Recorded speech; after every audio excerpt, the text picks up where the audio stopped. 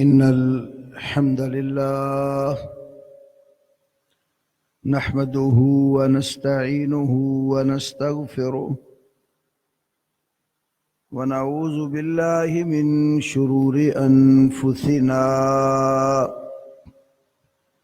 ومن سيئات أعمالنا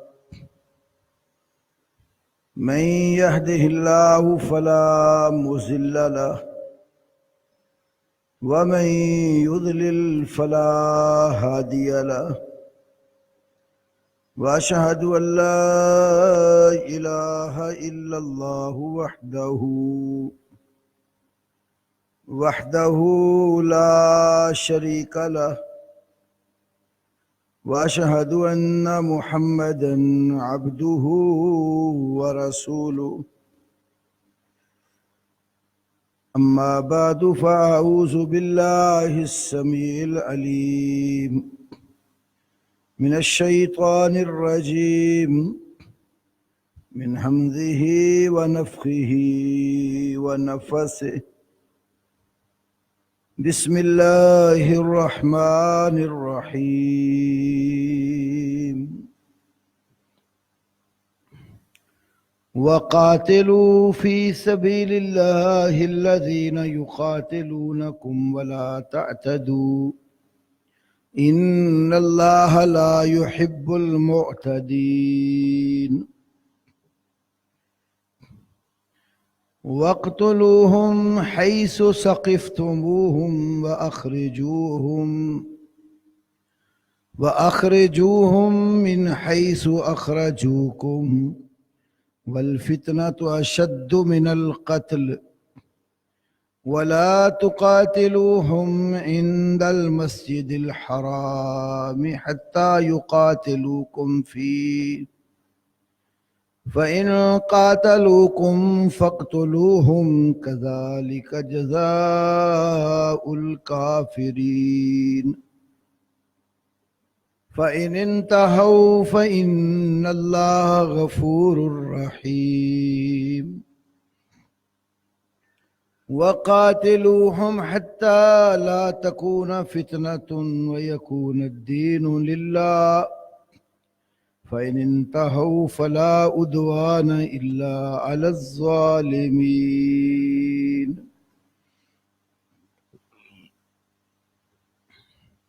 وقال النبي صلى الله عليه وسلم أمرت أن أقاتل الناس حتى يشهدوا أن لا إله إلا الله وأن محمد رسول الله وأن يقيموا الصلاة ويؤتوا الزكاة فإذا فعلوا ذلك عصموا مني دماءهم وأموالهم إلا بحق الإسلام وحسابهم على الله أو كما قال النبي صلى الله عليه وسلم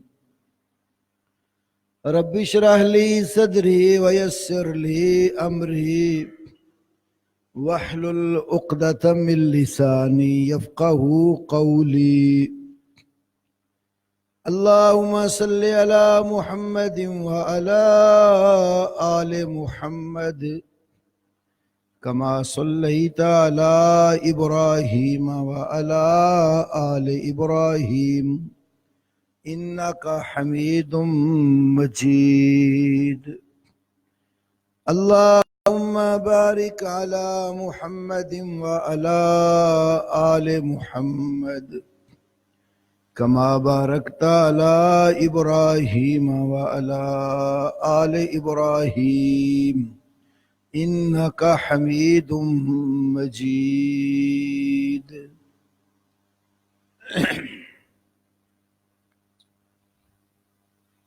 اللہ رب العالمین نے انسان کو آزاد پیدا کیا ہے، غلام پیدا نہیں کیا. یعنی انسان کو انسانوں کا غلام اللہ نے پیدا نہیں کیا. دنیا کے اوپر اللہ نے انسان کو آزاد رکھا اور اس کی رشد اور ہدایت کے لیے وحی کی صورت میں اپنی جانب سے رہنمائی بھیجی، دعوت دی ہے، سیدھا راستہ بھی بتایا ہے اور اس کے برعکس شیطانی راستے بھی واضح کیے ہیں، اور انسان کو اس کی مرضی پر چھوڑا کہ یہ دو راستے ہیں، ایک میری اطاعت اور فرما برداری والا راستہ ہے جس کی منزل جنت ہے، اور ایک شیطان کی پیروی والا راستہ ہے جس کی منزل جہنم ہے. اب تمہاری مرضی ہے، ان میں سے جو جی چاہے راستہ اپنا لو. سورۃ الدہر، جس سورت کا دوسرا نام سورۃ الانسان ہے، اس میں اللہ نے فرمایا ہے اِنَّا هَدَيْنَاهُ السَّبِيلَ اِمَّا شَاكِرًا وَإِمَّا كَفُورًا. بے شک ہم نے اس انسان کو راستہ دکھا دیا ہے، اب چاہے تو یہ شکر گزار بندہ بن جائے، چاہے تو نافرمان بن جائے، یہ اس کی مشیت اور مرضی پر ہے. یہ آیت بھی بتا رہی ہے کہ اللہ پاک نے انسان کو آزاد رکھا، مذہب کے قبول میں بھی آزاد رکھا ہے، دعوت دی ہے. زبردستی دھکے سے کسی کو اسلام قبول کرنے کا نہیں کہا. قرآن کی جو دوسری آیت ہے نا، لا اکراہ فی الدین، دین میں جبر نہیں ہے، اس کا بھی یہی معنی ہے کہ زبردستی کسی آدمی کو کلمہ پڑھا کر آپ مسلمان نہ کرے، کیونکہ وہاں بھی اللہ نے فرمایا لا اکراہ فی الدین قد تبین الرشد من الغی. بلا شبہ رشد اور ہدایت غی، گمراہی اور غلط راستے سے بالکل کھل کر واضح ہو چکی ہے. وہاں بھی فرمایا کہ ہدایت والا راستہ گمراہی والے راستے سے کھل کر بالکل نمایاں اور واضح ہے. اب جبرن کسی کو دین کے اندر داخل نہیں کریں گے. اسی لیے نبی کریم صلی اللہ علیہ وسلم جب جہاد کے لیے قافلے بھیجتے تھے تو آپ صلی اللہ علیہ وسلم پہلے اپنے مجاہدین کو نصیحت کرتے اور آداب سکھا کے بھیجتے کہ جس بھی بستی میں جاؤ پہلے انہیں اسلام کی دعوت دو. یہودی ہیں، عیسائی ہیں، اہل کتاب ہیں، ان کو اسلام کی دعوت دو. اگر دعوت قبول کر کے مسلمان ہو جائیں تو فبہا، اور اگر دعوت قبول نہ کریں تو یہ نہیں کہا زبردستی مسلمان کرو. فرمایا انہیں کہو پھر تم اپنے دین و مذہب پر بے شک قائم رہو، لیکن زمین پر تمہیں حکومت کرنے کا حق نہیں ہے، تم ہمارے تابع ہو کر رہو گے. کیونکہ اسلام غالب ہونے کے لیے آیا ہے، مغلوب ہونے کے لیے نہیں آیا. الاسلام یعلو ولا یعلی علیہ، صحیح بخاری وغیرہ میں ہے کہ اسلام غالب ہونے کے لیے آیا ہے، اور اللہ نے بھی اپنے نبی کو دین غالب کرنے کے لیے بھیجا. والذی ارسل رسولہ بالہدی ودین الحق لیظہرہ علی الدین کلہ. اللہ وہ ہے جس نے اپنے نبی کو ہدایت اور سچا دین دے کر بھیجا، لیظہرہ علی الدین کلہ، تاکہ وہ اللہ اس دین اسلام کو تمام باطل ادیان پر غالب کر دے۔ اسلام غالب ہونے کے لیے آیا تو انہیں کہا جائے گا تم یہودی ہو، عیسائی ہو، اپنے دین و مذہب پر قائم رہو، اپنی عبادت اپنی گھر کی چار دیواری میں یا جو تمہارے عبادت خانے بنے ہیں ان کے اندر رہ کر کرو، مسلمان تمہاری حفاظت کریں گے اور تم اس کے بدلے میں جزیہ اور ٹیکس دو گے۔ سورہ توبہ میں اللہ رب العالمین نے وہ اہل کتاب جو اللہ پر، قیامت پر، اللہ کے پیغمبر پر ایمان نہیں لاتے، ان سے جب لڑنے کا کہا تو اس کی آخری حد کیا بتائی؟ حتیٰ یؤتوا الجزیۃ عن ید وہم صاغرون، یہاں تک کہ وہ جزیہ دیں، ٹیکس دیں اور مسلمانوں کی حکومت میں فرما بردار بن کر عاجز ہو کر رہیں۔ اس آیت کریمہ کی تفسیر میں امام ابن کثیر رحمہ اللہ نے حضرت عمر رضی اللہ تعالی عنہ کے دور کا ایک بڑا تفصیلی واقعہ نقل کیا۔ میں انتہائی اختصار سے عرض کرتا ہوں، شام کی طرف عیسائی کافی بستے تھے، تو جس وقت مسلمانوں کی فتوحات شروع ہوئی، شام کے علاقے فتح ہوئے، کچھ علاقوں والے لوگ لڑائی کے بغیر ہتھیار پھینک کر مسلمانوں کے تابع ہو کر رہنے کے لیے تیار ہو گئے۔ تو حضرت عمر رضی اللہ تعالی عنہ نے ان کے ساتھ جو شرائط طے کی اس کا ذکر امام ابن کثیر نے جزیے اور ٹیکس والی آیت کے تحت ذکر کیا، جن میں سے چند ایک یہ ہیں کہ عیسائی مسلمانوں کو ٹیکس دیں گے، اس کے بدلے میں ان کی جان، مال، عزت و آبرو اور گھر کی مسلمان حفاظت کریں گے، اور عیسائی اپنے دین و مذہب پر اپنے گھر کے اندر رہ کر عمل کریں گے، اپنے دین کی تبلیغ تحریری اور تقریری دونوں صورتوں میں مسلمانوں کی حکومت کے اندر نہیں کر سکیں گے، نہ لکھ کر نہ زبانی۔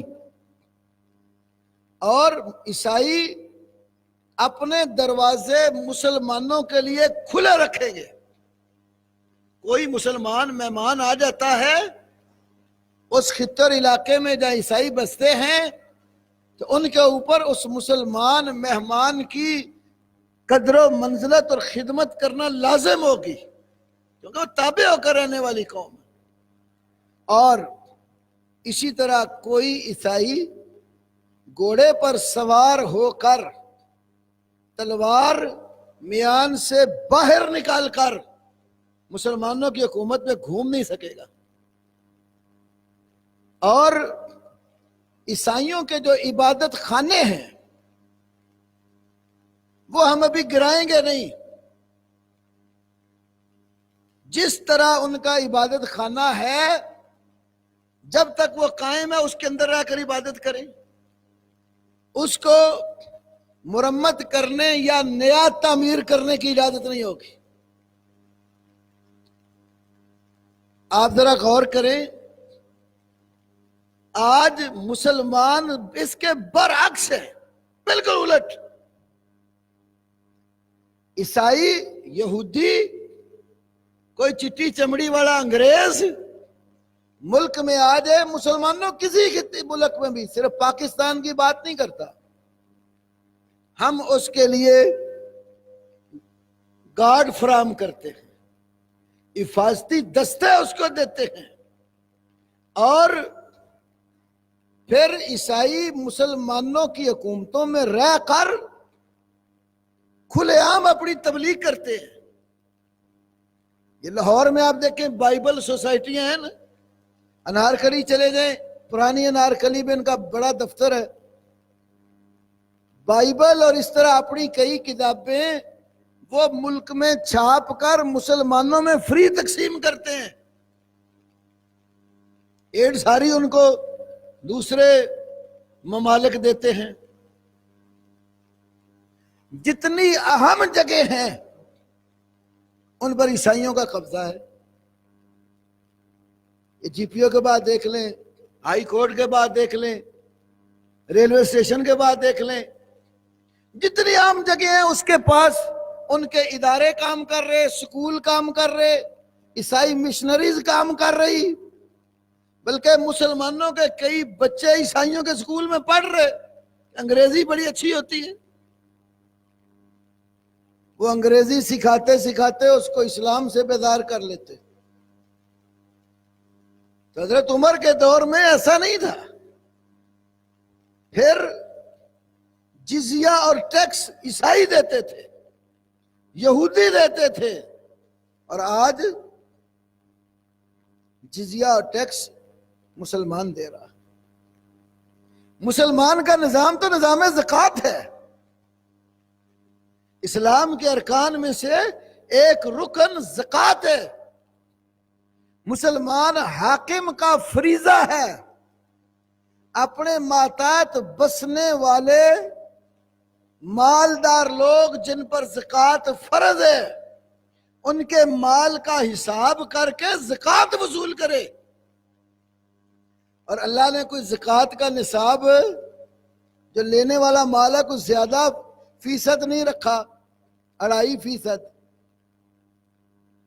جب اسلام کے نظام زکوٰۃ کو پس پشت چھوڑا اب 17-20% ٹیکس دے رہے ہیں. زکوٰۃ صرف 2.5% تھی.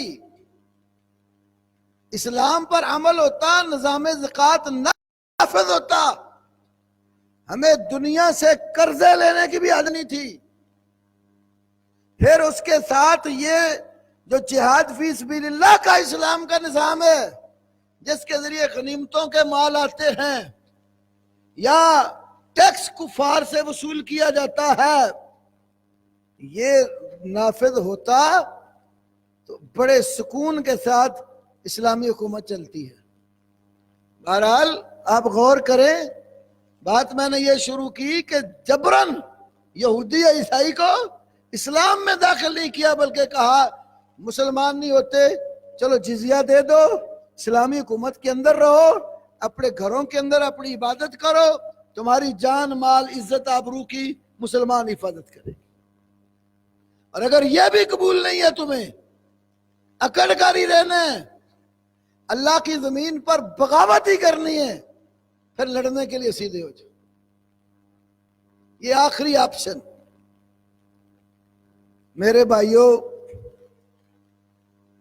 لوگ کہتے ہیں یہ جو جنگ ہے نا، جنگ اس سے بڑا نقصان ہوتا ہے، یہ ترقی کی راہ میں حائل اور رکاوٹ ہے.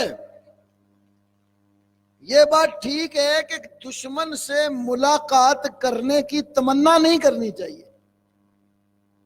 اللہ کے نبی صلی اللہ علیہ وسلم نے بھی فرمایا لا تتمنوا لقاء العدو، دشمن سے ملاقات کرنے کی تمنا نہ کرو، لیکن اگر دشمن کے ساتھ آمنا سامنا ہو جائے اور تمہارا دشمن تمہاری تمام سرحدیں پھلانگ دے، حدود توڑ ڈالے، کوئی معاہدہ کیا ہوا ہو اس معاہدے کی پاسداری نہ کرے، پھر اسلام بزدلی نہیں سکھاتا، اسلام اس کے مقابلے میں ڈٹ کر لڑنے کا سبق دیتا. تو جنگ ہم بھی کہتے ہیں ٹھیک ہے، اچھی بات نہیں ہے، لیکن جب دشمن مسلمانوں کے خطوں پر چڑھ دوڑے، مسلمانوں کی عزت اور آبرو کو وہ کوئی لحاظ نہ کرے، پامال کرے، ماں اور بہنوں کی عزتوں کو تار تار کرے، بوڑھوں اور بچوں سے انتقام کی ہوس پوری کرے، اس وقت اسلام جنگ کا سبق دیتا ہے۔ ہم نے کبھی شاید قرآن پاک سے سورہ توبہ، سورہ انفال، سورۃ الاحزاب، سورۃ الفتح، سورۃ الحشر، سورہ محمد، سورۃ النساء اور سورۃ البقرہ اور سورۃ الحج کی وہ جہاد اور قتال والی آیات نہیں پڑھی جہاں اللہ تعالیٰ نے جنگ کی نوعیت، جنگ کے آداب اور اس کا طریقہ کار، دشمن کا علاج بتایا ہے۔ جب تک مسلمان جہاد اور قتال کرتے رہے، ترقی میں رہے۔ آپ دیکھیں مکہ کی جو زندگی تھی نبی پاک صلی اللہ علیہ وسلم کی، مدنی زندگی سے زیادہ عرصہ تھا۔ 13 سال مکے میں رہے اور 10 سال مدینہ میں رہے۔ مکہ کی زندگی میں مسلمانوں کو لڑنے کی اجازت نہیں تھی اور مسلمان کمزور رہے، ماریں کھاتے رہے، حتیٰ کہ ہجرت پر مجبور کر دیے گئے، علاقہ چھوڑنا پڑا، اپنے وطن سے نکلنا پڑا۔ مہاجر ہو کر مدینہ آئے۔ مدینہ کی زندگی مکہ کے مقابلے میں تھوڑی ہے۔ مدینہ میں آ کر اذن للذین یقاتلون بانہم ظلموا، آیت کا نزول ہو گیا کہ جن مسلمانوں پر ظلم و ستم کیا گیا ہے انہیں لڑنے کی اجازت دے دی گئی ہے۔ اذن، اجازت دی گئی، للذین، ان لوگوں کو، یقاتلون، جن سے لڑائی لڑی گئی، جنہیں مارا گیا، بانہم ظلموا، کیوں اجازت دی گئی لڑنے کی؟ بانہم ظلموا، اس لیے کہ ان پر ظلم کیا گیا۔ مظلوموں کو اللہ لڑنے کی اجازت دے رہا ہے۔ پھر جب اجازت مل گئی لڑنے کی، آپ دیکھیں پھر مدنی زندگی میں کتنے لوگ مسلمان ہوئے، اسلام نے کتنی ترقی کی۔ جس مکہ سے رسول اللہ صلی اللہ علیہ وسلم صدیق اکبر رضی اللہ تعالی عنہ کی رفاقت میں رات کی تاریکی میں نکل رہے ہیں، اب اسی مکہ میں 10,000 جان نثاروں کا لشکر جرار لے کر دن کے اجالے میں داخل ہو رہے۔ مکہ فتح ہوا، رمضان المبارک میں فتح ہوا۔ جب مکہ فتح ہو گیا، مسلمانوں نے مکے پر قبضہ کر لیا، پھر لشکر روانہ کیے آس پاس کے طاغوت اور کافر جو مشرکین آباد تھے اور ان کے بت تھے ان کو توڑنے کے لیے۔ پھر پہلی بڑی جنگ قبیلہ بنو حوازن کے ساتھ حنین کے مقام پر ہوئی۔ تو اس کے بعد اسلام نے کتنی ترقی کی۔ یہ روس، یہ روم، ایران، اس زمانے کا ایران کا علاقہ، شام، دور دراز کے علاقوں میں اسلام کا جھنڈا لہرایا، اور جب تک مسلمانوں کی خلافت قائم رہی مسلمان غالب رہے پوری دنیا میں، اور غیر مسلم قوموں کو اسلام ان کے حق دیتا رہا، انہیں زندہ رہنے کا پورا پورا حق، ان کی عزت اور ان کا جو اکرام بنتا ہے اسلام کے لحاظ سے، ان کی جان مال کا تحفظ اسلام کرتا رہا۔ پھر مسلمانوں میں آ گئی کمزوری، بزدلی، دنیا سے محبت، ڈالر، یورو اور پاؤنڈ سے پیار، ہوس دنیا کی جب آئی، مسلمان خطوں میں تقسیم ہو گئے، اور یہ گر مسلمانوں سے کفار نے لے لیا۔ آج ہم سمجھتے ہیں نا امریکہ بڑی ترقی میں ہے، کیا خیال ہے؟ امریکہ جو ہے وہ جنگ نہیں کرتا؟ پوری 2 صدیاں امریکہ کی جو تاریخ آپ پڑھ لیں، کوئی سال ان کا ایسا خالی آپ کو نہیں ملے گا جس سال انہوں نے کسی نہ کسی جگہ پر کوئی جنگ نہ چھیڑی۔ امریکہ نے ترقی کی، اس کی جنگ جاری ہے، آج بھی جاری ہے اس کی جنگ۔ وہ کیا حال ہے؟ عراق میں داخل نہیں ہوا، افغانستان میں نہیں آیا، اب ہمیں ثالثی کا دھوکہ دے کر کشمیر کی طرف بڑھنا نہیں جا رہا۔ اس نے جنگ چھیڑی رکھی ہے اور دنیا میں وہ ترقی پر ہے۔ جنگوں سے اگر قومیں پیچھے گرتی ہوتی، امریکہ آج سب سے پیچھے ہوتا۔ جنگوں کا ترک کرنا یہ قوموں کو بزدلی سکھانا ہے۔ بزدل قوم کبھی ترقی نہیں کرتی۔ میں اللہ کے نبی کا فرمان آپ کو سناتا ہوں۔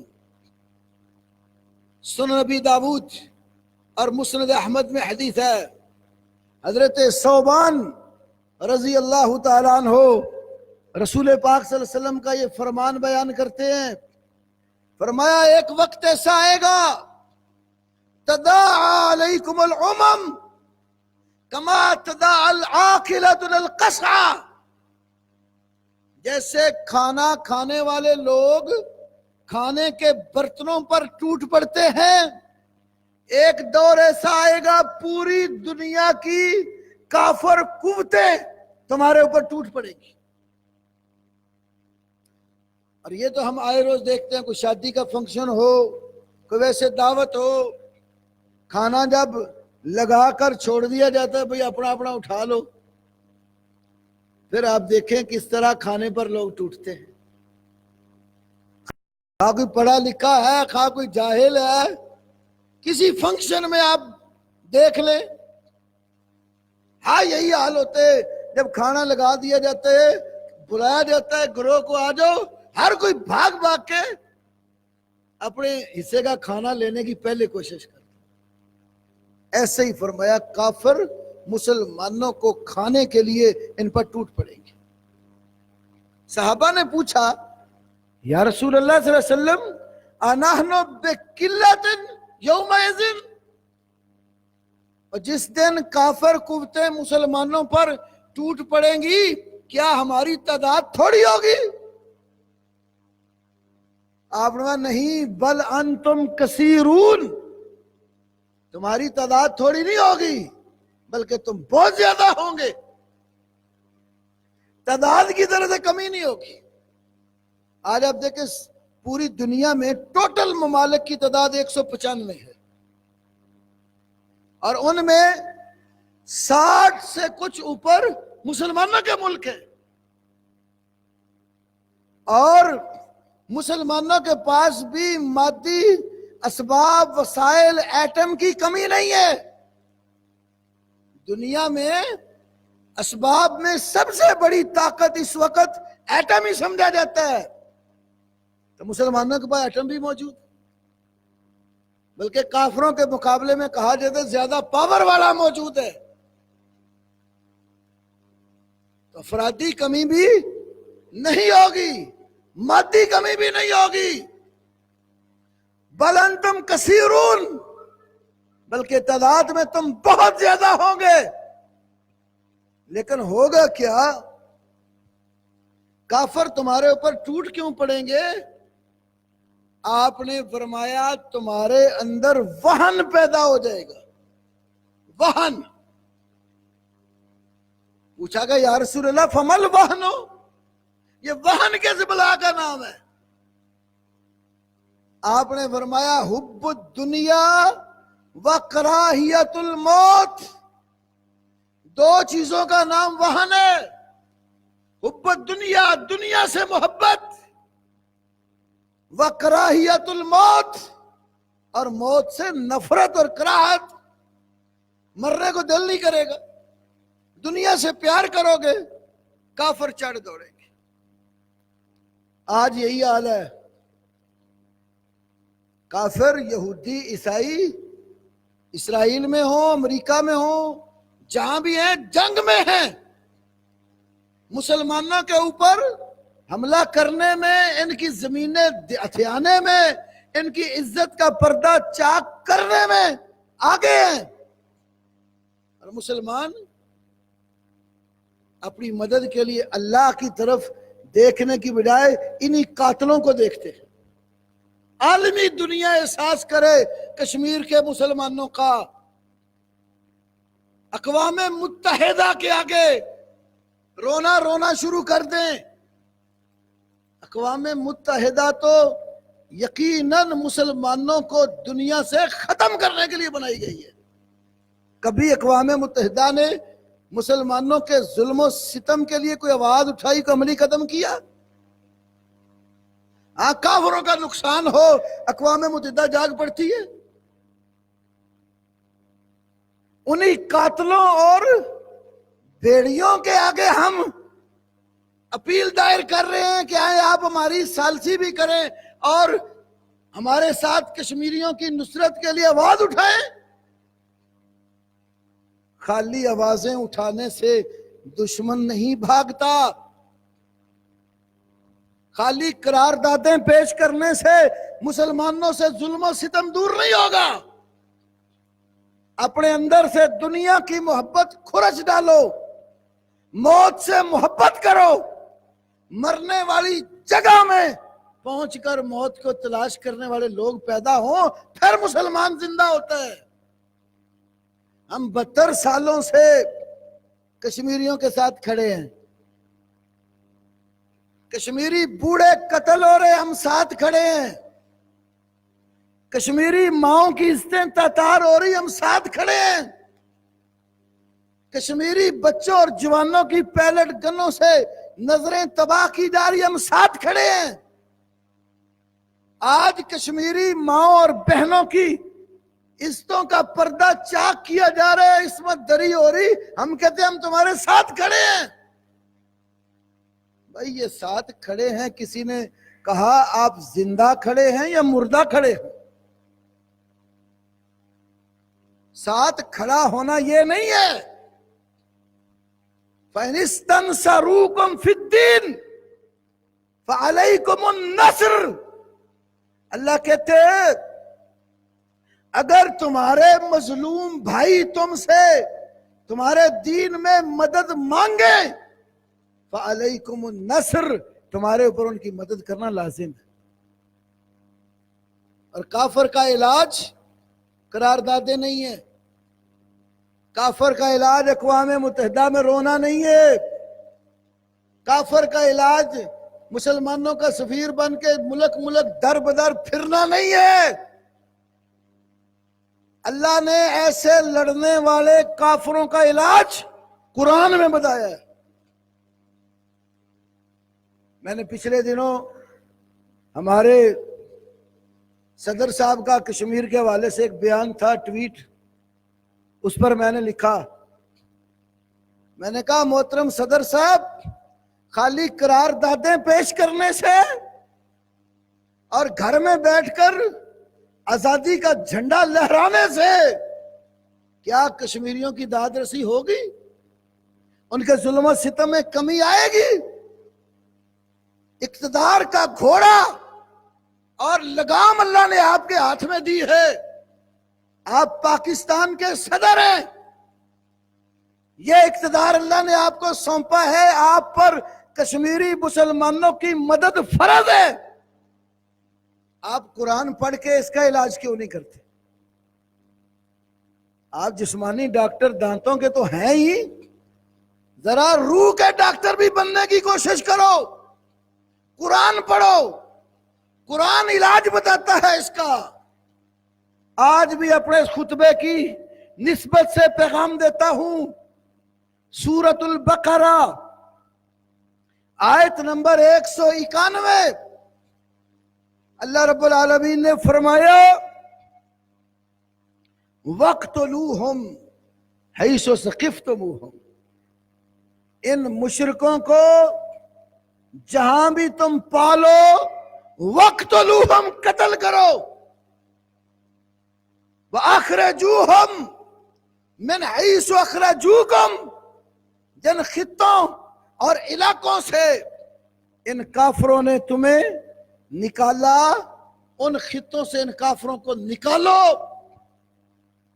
والفتنۃ اشد من القتل، اور شرک اور کفر جو یہ پھیلا رہے ہیں وہ شرک و کفر کا فتنہ انہیں مارنے سے بھی زیادہ خطرناک ہے. اگلی آیت دیکھیں، اسی آیت کا حصہ، وَلَا تُقَاتِلُوهُمْ عِنْدَ الْمَشْعَرِ الْحَرَامِ، عِنْدَ الْمَسْجِدِ الْحَرَامِ. اللہ نے یہ ایک ادب سکھایا، مسجد حرام کے قریب ہو وہاں ان سے لڑائی میں پہل نہیں کرو. اور کب لڑو؟ حتی یقاتلوکم فیہ، اگر مشرک حرم کے اندر آ کر تم سے لڑے، حرم کی عزت مقام اپنی جگہ پر ہے، لیکن اگر کافر پہل کر دے حرم میں پہنچ جائے تو وہاں بھی ان سے لڑو. حالانکہ حرم میں لڑائی ممنوع ہے، لیکن اگر کافر زیادتی کرتے ہوئے ہمارے عبادت گاہ میں پہنچ جاتا ہے، قرآن کہتا ہے لڑو. فَإِن قَاتَلُوهُمْ، فَإِن، یہ آیت کا ٹکڑا میں نے صدر صاحب کو لکھ کے بھیجا، فَإِن قَاتَلُوكُمْ، اگر مشرک تمہارے ساتھ لڑ پڑے، فَاقْتُلُوهُمْ، اللہ کہتا ہے لڑو نہیں، فَاقْتُلُوهُمْ، ان کو قتل کرو. كَذَلِكَ جَزَاءُ الْكَافِرِينَ، کافروں کا علاج یہی ہے.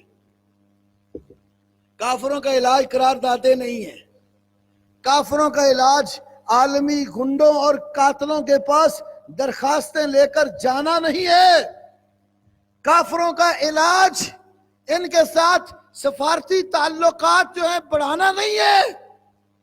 جب کافر مسلمان پر حملہ کر دے، مسلمان کے ساتھ لڑے، اللہ کہتا ہے فَاقْتُلُوهُمْ كَذَلِكَ جَزَاءُ الْكَافِرِينَ، ان کو قتل کرو، ان کا علاج یہی ہے.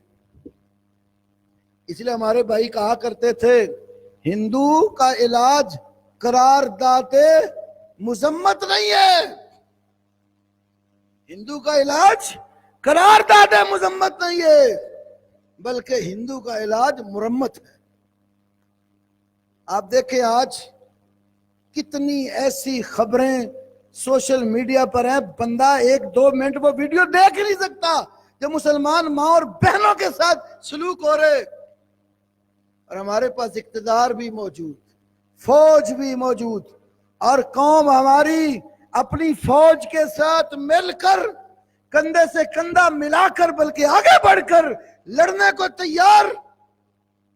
اور ہم کشمیریوں کی نصرت کریں جی آدھے گھنٹے کے لیے 12 سے 12:30 بجے تک سب باہر نکل آؤ. بھئی آدھا گھنٹہ ہم اپنے گھروں سے، مسجدوں سے، محرابوں سے، ممبروں سے اتر کر بازار میں کھڑے بھی ہو جائیں، اس سے ہندو کی صحت پر کیا اثر ہے؟ مودی کا علاج یہ نہیں ہے، اس کا علاج وہی ہے جو قرآن کہتا فَاقْتُلُوهُمْ كَذَلِكَ جَزَاءُ الْكَافِرِينَ. اس کا علاج جہاں پایا جائے اس کو قتل کیا جائے، اس کی سزا یہی ہے. ایک مسلمان بہن کی پکار پر ہمیں تاریخ میں کئی واقعات ملتے ہیں، مسلمان حاکم پہنچ کر بدلہ لیا کرتے تھے. برصغیر کی ہسٹری دیکھ لو، سندھ کے اندر جب راجہ دہر کی حکومت تھی، ایک مسلمان بہن کے آواز کے اوپر محمد بن قاسم نوجوان، اس کی تاریخ کے اندر اختلاف ہے، کچھ تاریخ دانوں نے اس کی عمر 17 برس لکھی، کچھ نے 27 برس لکھی. 27 بھی مانے، 27 برس کا بندہ جوان ہوتا. ایک مسلمان جوان کمانڈر عرب سے چلا، سندھ پر حملہ کر کے راجہ دہر کی اینٹ سے اینٹ بجائی، پھر اسلام کا جھنڈا لہراتے لہراتے محمد بن قاسم آپ کے ملتان تک پہنچا. یہ آپ کی ہسٹری میں محفوظ ہے. پھر موسم باللہ کا دور تھا، مسلمانوں کی حکومت اور عمارت تھی. سلطنت اموریہ کے اندر بھی ایسے ہی واقعہ آیا. بازار میں سودا سلف کی خرید و فروخت پر ایک مسلمان بہن کو ایک کافر نے مارا. اس کی زبان پر کیا کلمے آئے. یہ واقعہ بھی میں نے عمران خان کے بھی ٹویٹ پہ اور صدر عارف صاحب کے ٹویٹ پر بھی بھیجا کہ قومی اسلامی غیرت پیدا کرو. مسلمان بہن نے کہا واہ معتصما، او مسلمانوں کے خلیفہ معتصم باللہ کہاں ہو؟ وہ کافر کہنے لگا تیری آواز تیرے خلیفہ تک کون پہنچائے گا؟ قریب سے کمزور ایمان والا کوئی مسلمان گزر رہا تھا. اس نے سوچا میں بہن کی مدد تو نہیں کر سکتا، حاکم تک آواز تو پہنچا سکتا.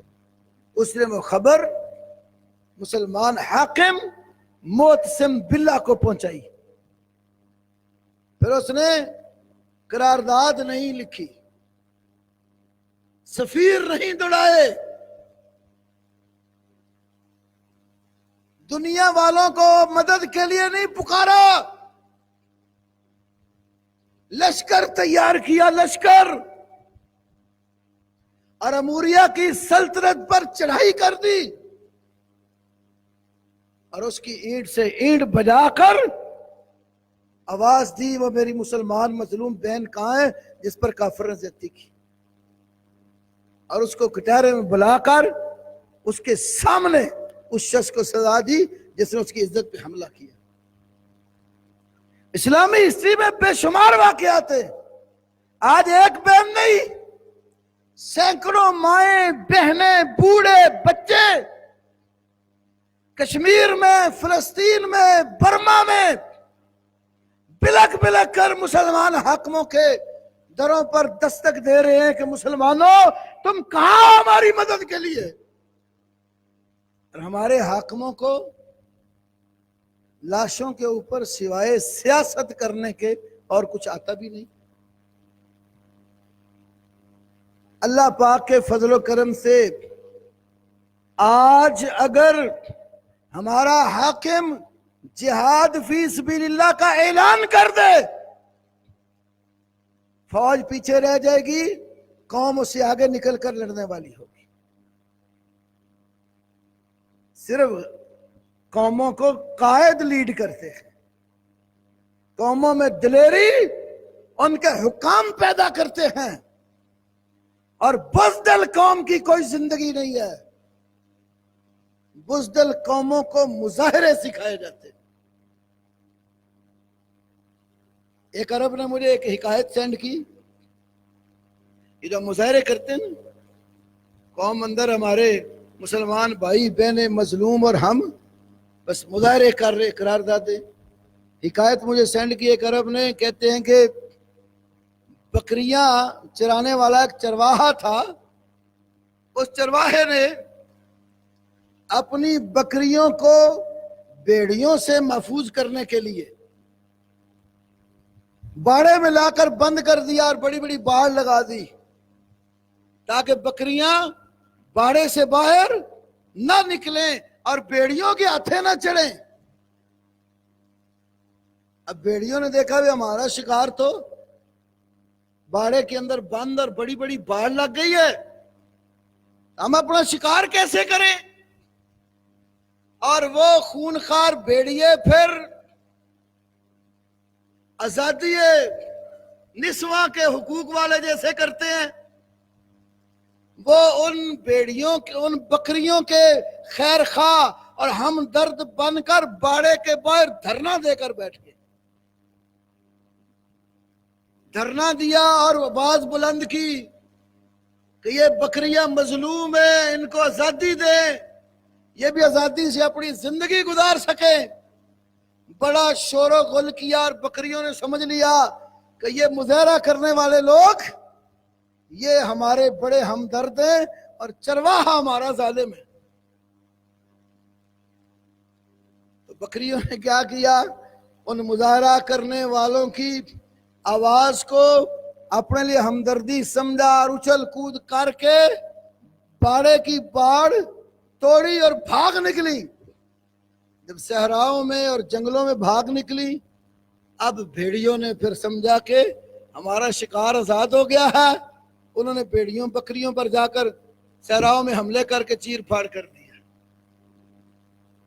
بالکل ہماری قوم کا حال یہ بکریوں کی طرح ہے، اور یہ دشمن یہودی، عیسائی، ہندو اور ان کی آواز میں آواز ملانے والے مظاہرین اس قوم کے دشمن ہیں۔ یہ ان کو ان کی حدود سے نکال کر مروانا چاہتے ہیں۔ اللہ کے بندوں، مظاہرے کرنے والے لوگ وہ کبھی کامیاب نہیں ہوتے اس طرح۔ وہ مظاہرے بھی کرتے ہیں تو کمزور قوم کو نکال کر ان پر حملہ کرنے کے لیے، جبکہ مسلمان حاکم وہ قوم کی کمان کرتے اور ان کے اندر بزدلی نہیں، شجاعت اور دلیری کو ابھارتا۔ مسلمانوں کے پہلے حاکم تھے امام الانبیاء حضرت محمد الرسول اللہ صلی اللہ علیہ وسلم۔ آپ نے اپنی قوم کو ابھارا۔ اللہ نے کہا حرض المومنین علی القتال، حرض المومنین علی القتال، ایمان والے لوگوں کے اندر لڑنے کا شوق پیدا کر۔ حرض، تحریض، شوق پیدا کر، شجاعت اور دلیری ان کے اندر بیدار کر، تاکہ دشمن کے مقابلے میں لڑنے کے لیے تیار ہو جائے۔ پھر ایسی قوم تیار ہوئی، کوئی کھٹکا بھی لگتا تھا نا مسلمانوں کے اوپر حملے کا، تیار ہو کے باہر نکل آتے تھے اور دور دراز جا کر دشمن کو اس کے علاقے میں سبق سکھانے کے لیے تیار ہوتے تھے۔ ہم تو انتظار کرتے نا بارڈر کراس کریں تو چلو ہم جائیں۔ مدینے کا ایک واقعہ عرض کر کے بات ختم کرتا ہوں۔ صحیح ابن حبان میں، امام ابن عساکر کی الاربعین میں، علامہ البانی کی سلسلۃ الاحادیث صحیحہ میں حدیث ہے، ایک دفعہ کسی منافق نے مدینے کے اندر افواہ پھیلا دی کہ دشمن مدینے پر حملہ کرنے والا ہے۔ خالی افواہ تھی۔ جب یہ افواہ سنی نا، صحابہ تیار ہو کر مدینے سے باہر نکل آئے۔ جن کے پاس سواریاں تھیں، سواریاں گھوڑے، ان کے اوپر چڑھ کر دور دراز تک مدینے کے آس پاس چکر لگایا کہ دشمن کو راستے میں ہی روک کر سبق سکھائیں، لیکن بڑے دور دراز چکر کاٹ کے خالی واپس آ گئے۔ پتہ چلا یہ کسی دشمن نے، منافق نے افواہ پھیلائی۔ واپس پلٹے،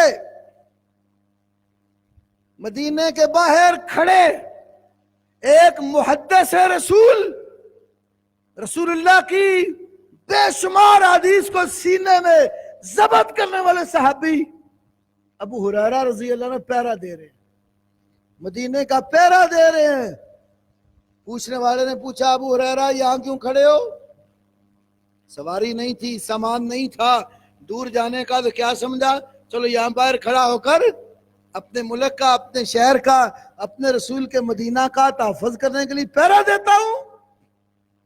کہنے لگے میں پہرا دے رہا ہوں، میں نے اپنے نبی محمد صلی اللہ علیہ وسلم سے سنا ہے، آپ نے فرمایا موقف ساعت فی سبیل اللہ، موقف ساعت فی سبیل اللہ خیر من قیام لیلۃ القدر عند الحجر الاسود۔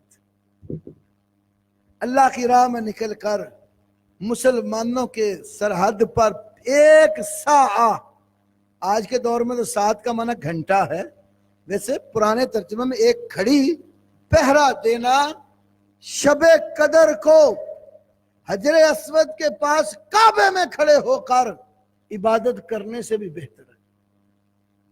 یہ مسلمانوں کی سرحدوں کی حفاظت کی یہ فضیلت ہے کہ ایک بندہ لیلۃ القدر، کعبہ، حجر اسود اس کے سامنے کھڑے ہو کر عبادت کرتا ہے، اور ایک بندہ مجاہد بن کر مسلمانوں کی عزت، دین، ان کی حفاظت کے لیے کھڑا پہرا دیتا ہے، اس کا ایک گھڑی پہرا دینا وہ کعبے میں شب قدر کو کھڑے ہو کر عبادت کرنے والے سے بہتر۔ وہ وہاں عبادت کرنے والے صرف اپنی ذات سنوار رہا ہے، اور مجاہد پہرا دے کر اپنی جان خطرے میں ڈال کر اسلام اور مسلمانوں کی حفاظت کے لیے کھڑا۔ تو میرے بھائیوں، یہ احتجاج کشمیری بھائیوں کی نصرت کا مداوا نہیں ہے، خالی قراردادیں مداوا نہیں ہے، اس کا علاج ایک ہی ہے، جو ایک آیت میں نے آپ کے سامنے رکھی، فَقْتُلُوهُمْ كَذَلِكَ جَزَاءُ الْكَافِرِينَ، ان مشرکوں کو جہاں بھی پاؤ قتل کرو، یہی اس علاج ہے ان کافروں کا۔ اگر ہم چاہتے ہیں، ہمارے حکام چاہتے ہیں، صدر مملکت چاہتے ہیں، وزیر اعظم چاہتے ہیں، فوج کے کمانڈر ان چیف چاہتے ہیں کہ مسلمانوں کو عزت اور اکرام ملے، کشمیری مسلمان ماؤں بہنوں بوڑھوں کی داد رسی ہو، کشمیر ہندو کے تسلط سے آزاد ہو، اس کا ایک ہی علاج ہے، حاکم وقت جہاد فی سبیل اللہ کا اعلان کرے، اور اپنی فوج کو لے کر، اور ساتھ قوم کھڑی ہوگی اللہ کے فضل سے، اس کو لے کر دشمن پر چڑھائی کر دیں۔ اگر یہ نہیں ہوگا، نہ کشمیر آزاد ہوگا، نہ مسلمان عزت کی زندگی گزارے گا۔ یہ میں نہیں کہتا، قرآن پڑھ لیں، گھروں میں جا کر سورۃ توبہ کا ترجمہ پڑھو، سورۃ انفال کا ترجمہ پڑھو، یہ سورۃ بقرہ کی 191، 90، 91، 92، یہ 3 آیتیں کم از کم نکال کر قرآن کا خالی ترجمہ پڑھ کے دیکھ لو کہ اللہ کیا علاج بتاتا ہے۔ لیکن جب ہمارے اندر وہن آ گیا، کمزوری آ گئی، دنیا کی محبت آ گئی، ڈالر کی محبت آ گئی، پاؤنڈ اور یورو کی محبت آ گئی، ریال اور درم و دینار کی محبت پیدا ہو گئی، اور مرنے کو جی نہیں چاہے گا، پھر ساری کافر قوتیں رسول پاک صلی اللہ علیہ وسلم کے فرمان کے مطابق ہمیں ایسے لے اڑیں گی جس طرح کھانا کھانے والے کھانے کو کھا جاتے۔ تو یہ وہن دور کرنا ہوگا۔ اللہ رب العالمین مجھے، آپ کو، سب مسلمانان عالم کو اسلام سمجھنے اور اسلام پر عمل پیرا ہونے کی توفیق دے، اور حکام وقت کو اللہ رب العالمین بصیرت سے نوازے، اور یہ کتاب اور سنت کو پڑھ کر اس کو ملک میں بھی اپنے اوپر بھی نافذ کر کے مسلمانوں کی مدد کے لیے جہاد کا راستہ اپنا کر کھڑے ہوں گے تو عزت اور اکرام ہوگا، ورنہ سوائے دنیا میں پھر ذلت اور رسوائی کے اور کوئی صورت نہیں ہے۔ اللہ رب العالمین ہمیں کتاب و سنت پر عمل کرنے والا سچا با عمل مسلمان بنائے۔ وآخر دعوانا الحمدللہ رب العالمین۔